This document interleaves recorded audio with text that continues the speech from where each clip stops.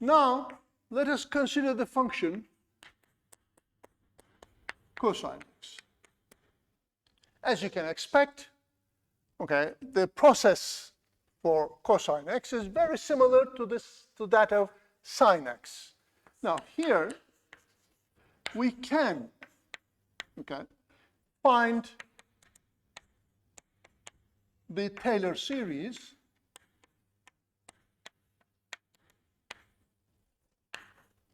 by calculating Fn zeros. This will be our x0 again, okay? And then show, okay, that cosine x is equal to the Taylor series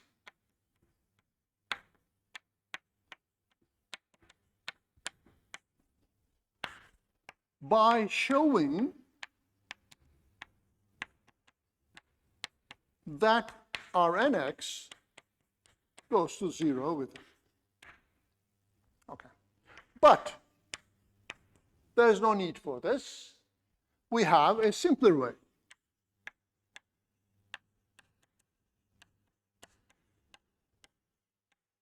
What is that way? Well, we already did a lot of calculation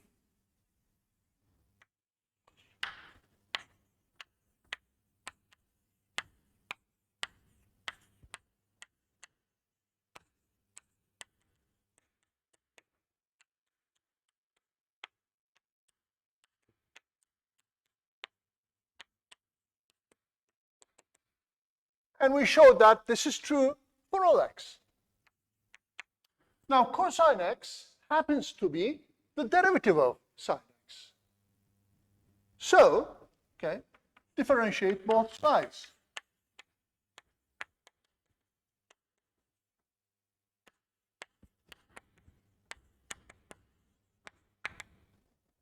Now, because the right side is a power series,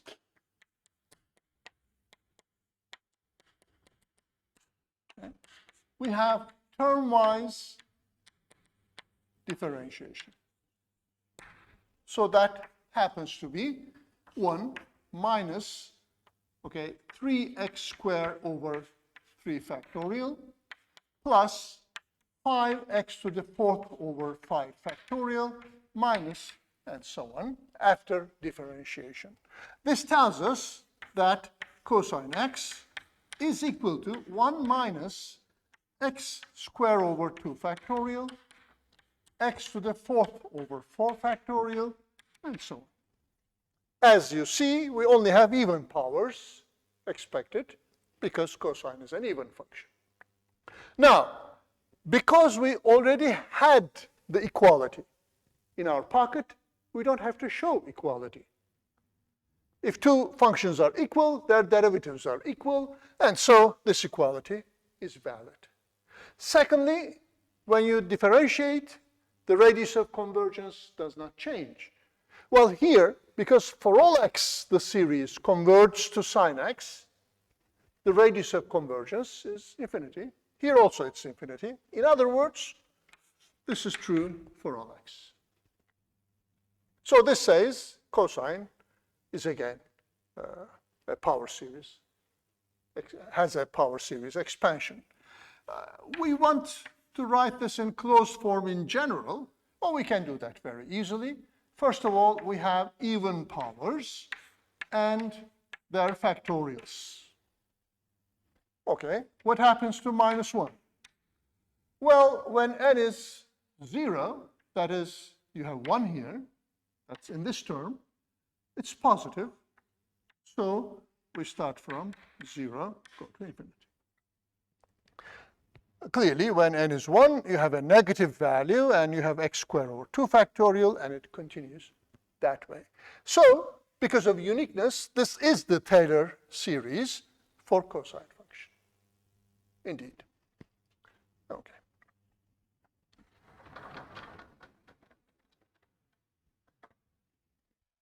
So this roughly takes care of all the nice elementary functions, well, except for rational functions in some sense, and for roots, etc. I will have a comment about that at the very end of the lecture. So, let us, this time, f of x be 2x plus 1 over x squared minus 1. Now, what do we do in such a rational case? Well, if you recall our techniques of integration, we could write such a ratio, because the degree of the polynomial is smaller than the degree of the polynomial in the numerator is smaller than the degree of the polynomial in the denominator. Okay, we could use partial fractions. So we could write this as x minus 1 and x plus 1. Okay, you can use shortcuts. For example, for the coefficient here, you close x minus 1 and put 1. So you have 3 over 2 here. Okay. And if you do this, you have x minus 1, you put x equal to minus 1. So that's minus 2. So that is, when x is minus 1, that would be 1 over 2. Okay.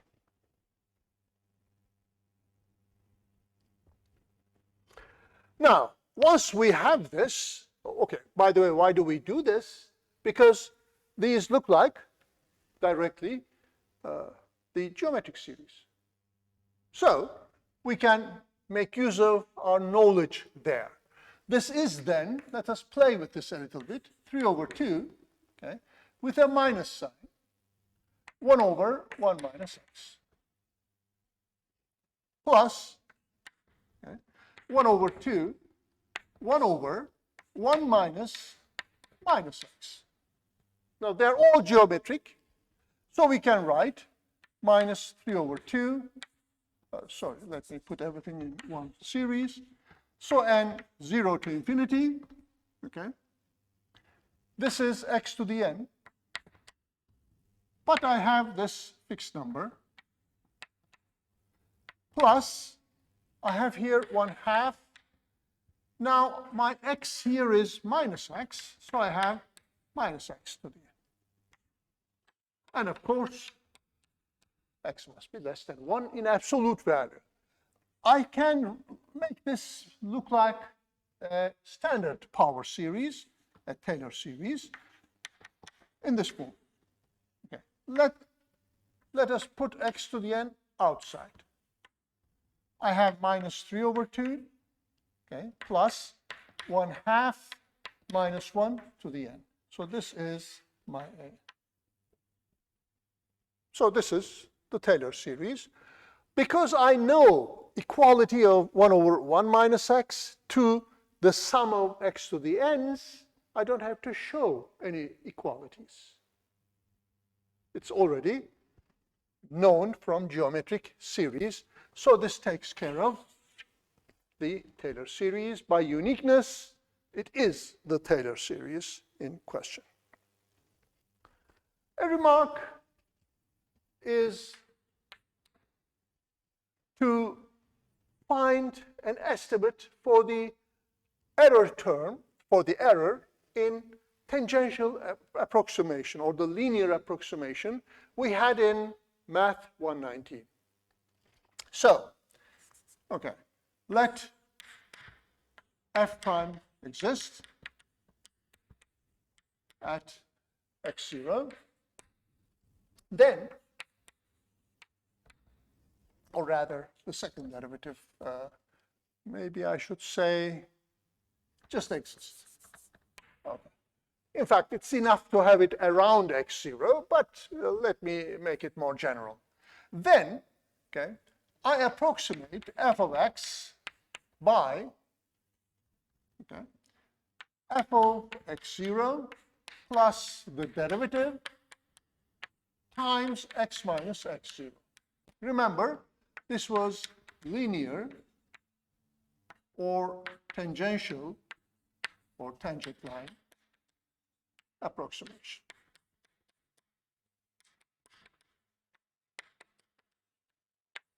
Well, last semester we used this in many places. What's the error? Okay. Error is then f of x minus f of x0 plus f prime x0, x minus x0. This is the error. But this term here, the sum of these two terms, is the first two terms added in the Taylor series. And therefore, okay, this is nothing but R1x, which says, okay, there is a C between x and x0, okay, respectively, C is in x0, x, depending on whichever is small, okay. It is then the second derivative at C divided by 2 factorial x minus x0 squared. Okay, so an estimate for the error says that, okay, it is bounded by, now let us see what we have in this error term. Okay. We have x minus x0 squared divided by 2 factorial, the second derivative at C. We don't know what C is, but we know it is in the interval x0, x. So, okay, we can put here the largest possible value of the second derivative when t changes in x, x0. Or, of course, t is in x0, x. Okay, depending on whichever is bigger. Now, this is easily obtainable because of the Taylor's theorem. Now, note that we could get this estimate without this 2 quite easily, but with 2, it was a little bit work. Probably it was not done in many classes. But here, okay, we just like that get this result. Okay, I will not go into any numerical examples in this case because we already had such things when we considered these theorems.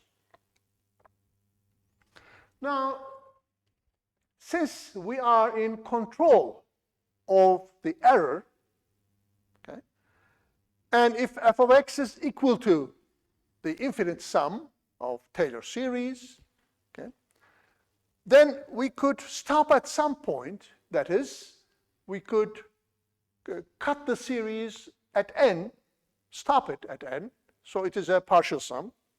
And this partial sum will be very near the actual value, which is f of x, if n is large. Okay, the important thing, now we are in control of the error. We could do this, of course, by using our previous knowledge about alternating series or error in alternating series. So let me put the heading approximating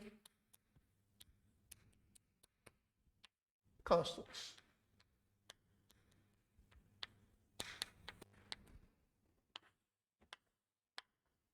Okay. Well, let us start. This will be examples throughout. Okay. Let us first consider 1 over e. Okay. Find this within error less than, say, 1 over 1,000. Okay.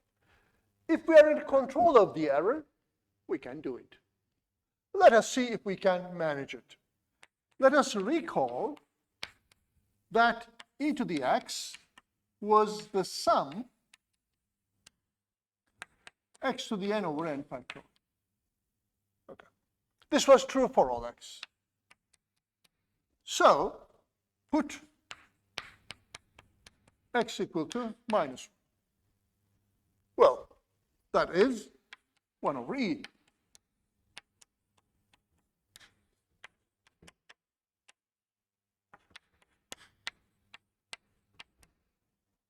Now, this happens to be, okay, when n is 0, we have 1. When n is 1, we have minus another 1. When n is 2, we have 1/2, factorial actually, minus 1 over 3 factorial, plus 1 over 4 factorial. It continues like this. Now, when we look at the series, we observe that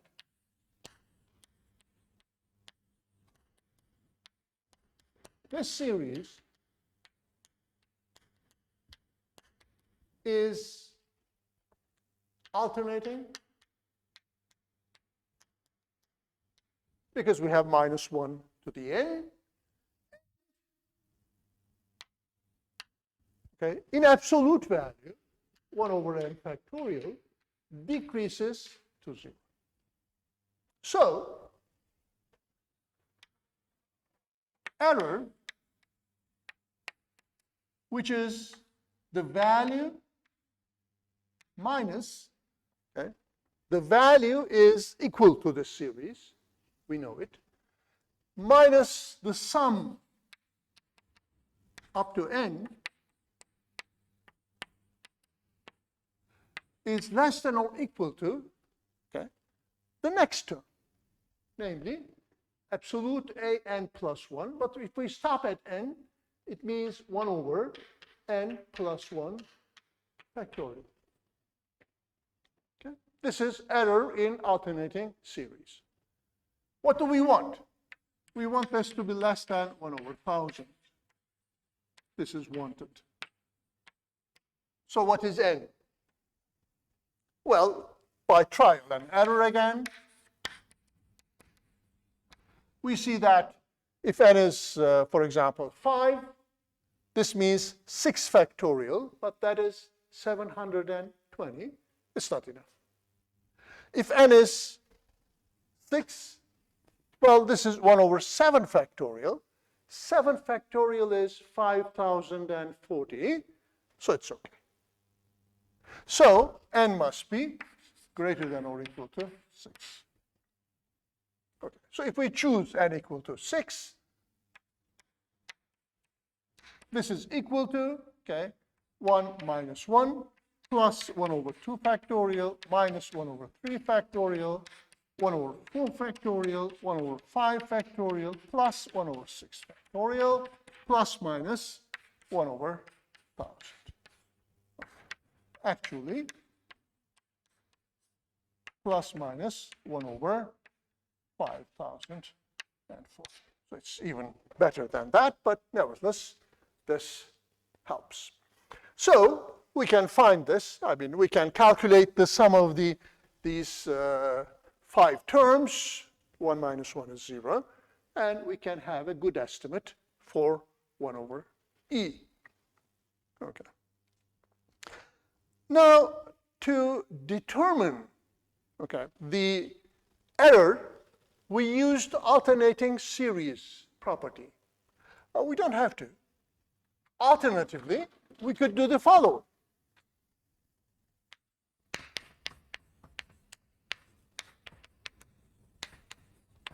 Okay.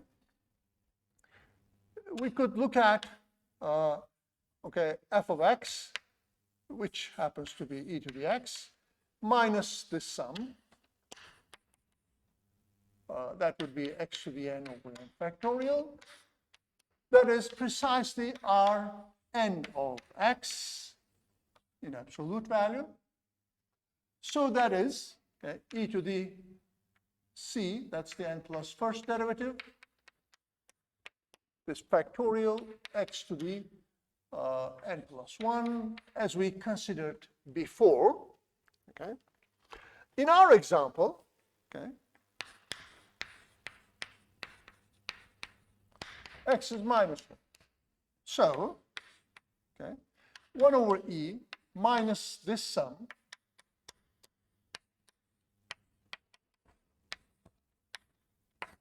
would be less than or equal to e to the c, but recall c is now between -1 and 0. Because this is x, this is x0. So if c is between -1 and 0, that's if c is negative, e to the c is less than 1.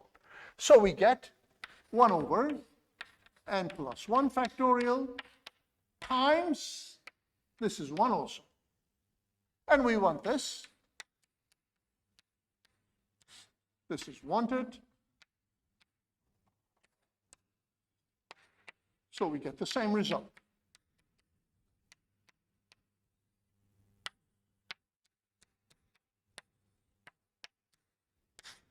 As before.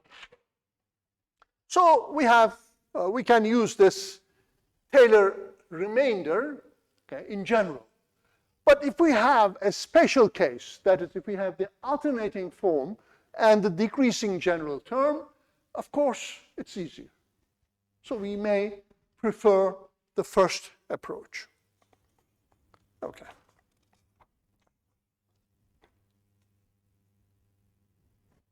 Now, let us consider a second approximation. Let us approximate sine of 1, okay, by taking all terms, okay, up to, including x to the 5th. So the question is, okay, write down sine 1,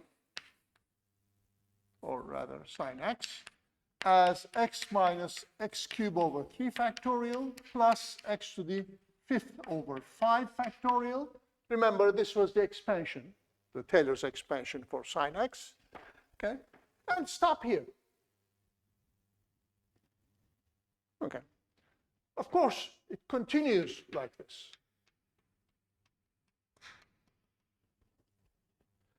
Okay, we want to put x equal to 1. So we have sine 1 minus 1 over 3 factorial, 1 over 5 factorial, and we stop here. But it continues like 1 over 7 factorial, and so on. So here we stop. What is the error? Well, this is exactly like the previous problem in that, okay, because x is 1 here, that's we get this series. This series is alternating.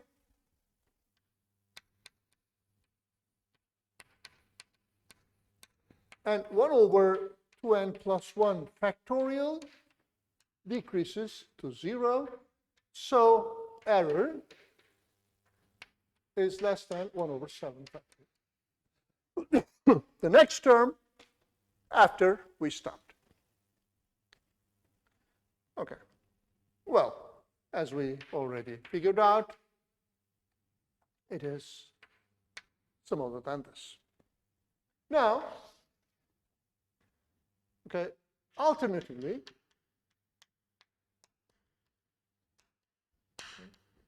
use Taylor's remainder.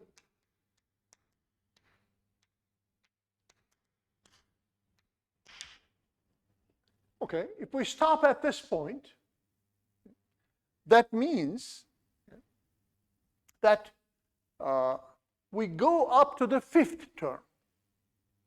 So, error, okay, would be nothing but R5 what?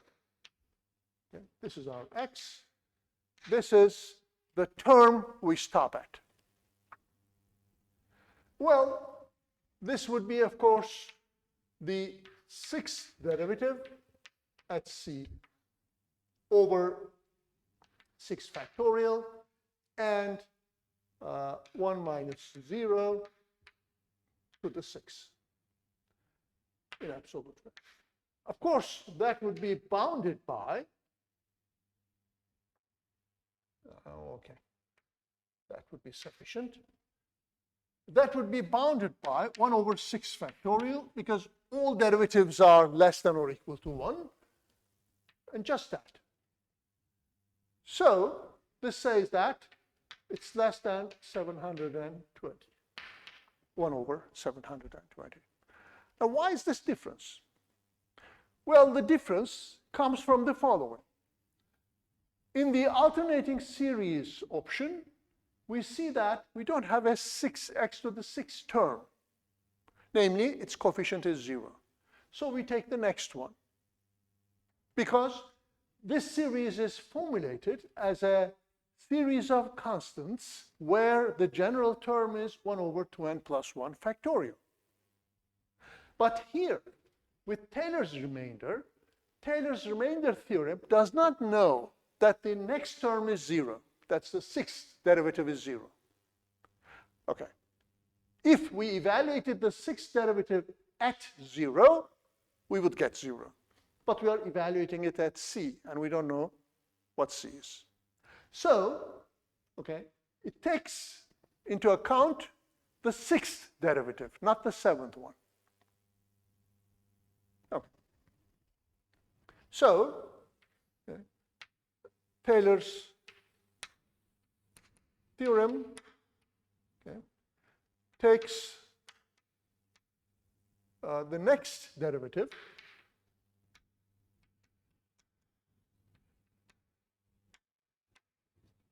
that is f6c, into account. Okay. Because here, okay, f6 0 is 0, okay, is not important.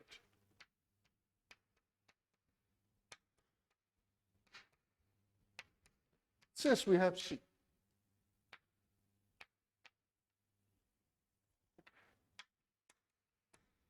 Not 0. Okay. But in this, as I said, number series, the next term is 1 over 7 factorial. But here, it's the 6th derivative.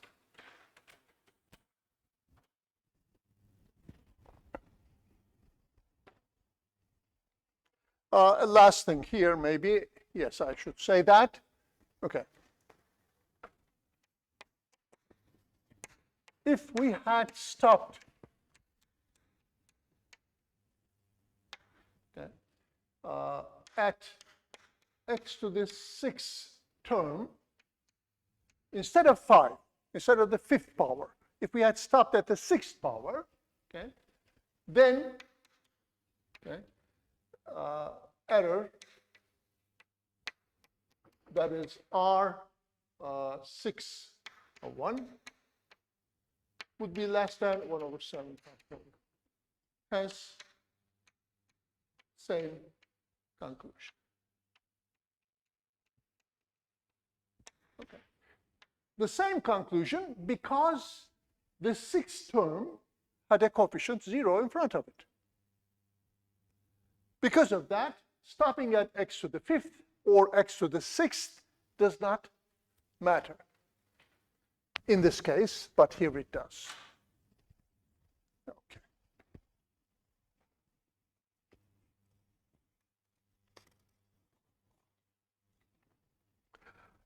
As a third example, let us find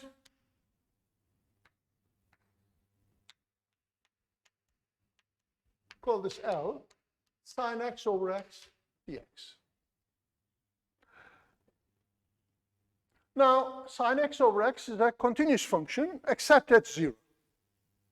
And at 0, okay, it has a limit which is 1. So if we define the function to be 1, the integral won't change. It will be continuous on 0, 1. So we don't care about x's 0 case here. But we know the following. We cannot calculate this integral, okay, directly by using integration techniques. It fits to none of them. It's a very difficult one to calculate. Actually, you cannot write it in terms of elementary antiderivatives. It doesn't have any elementary antiderivatives. Well, thus, okay, try to use, okay, Taylor's expansion.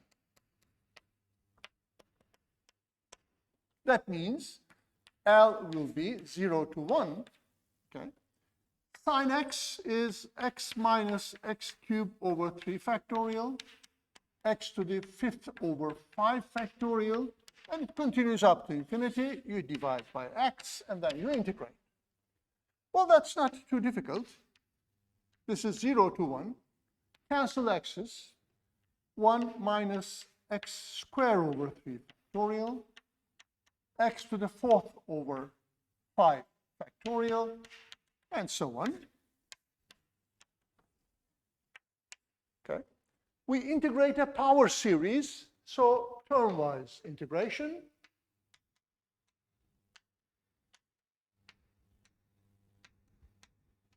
Okay. That gives us x minus x cubed divided by 3 times 3 factorial plus x to the 5th divided by 5 times 5 factorial, and so from 0 to 1. At 0, everything is 0, so it is actually 1 over 3 factorial, 1 over 5 factorial, 1 over 7 factorial, and so on. Now, this series, okay, converges. You can easily check that. I will not work with that. But if we want to have error less than, say, 1 over,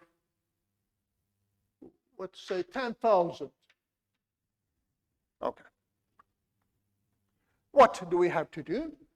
Well, we can use here, okay, the Taylor's expansion formulation, but then we have to know all derivatives of sine x over x, which is very, very difficult. Okay, you will see in a minute that if you take the quotient derivatives, they will be very messy. So, observe another thing. It's an alternating series. So, we see that series is alternating, and the general term, well, what does the general term look like in absolute value? It is like an odd number times its factorial. This, of course, goes to 0 and decreases because the bottom increases. So, okay, the error would be less than the next term. Okay, what is the error in the first place? It is the value 0 to 1 sine x over x dx minus the sum up to it. Okay. So that would be less than, because we stop at n, the next term. The next term would be 1 over 2n plus 1 times 2n plus 1 factorial, and we want this to be less than 1 over 10,000.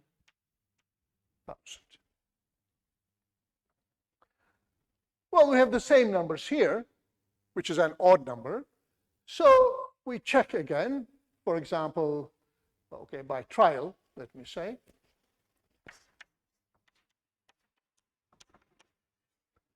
If this term is 7 factorial, it's an odd number. If it's 7 factorial, we would have 5040 times 7, that would be about 35,000, it would be okay. Okay, anything smaller than that, for example, if we had here 5 factorial times 5, well, that wouldn't be enough, because 5 factorial is 120 times 5 is 600. Well, 10,000 is not good for that. So 7 should be the case. For this to be 7, okay, you need n equal to 2. So it's enough.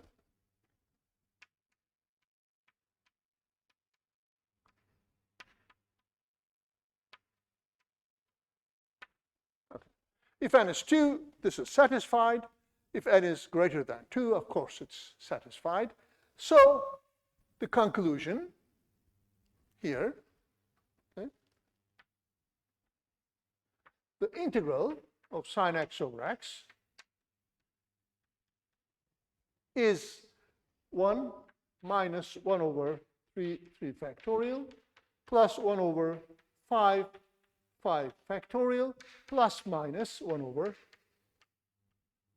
10,000.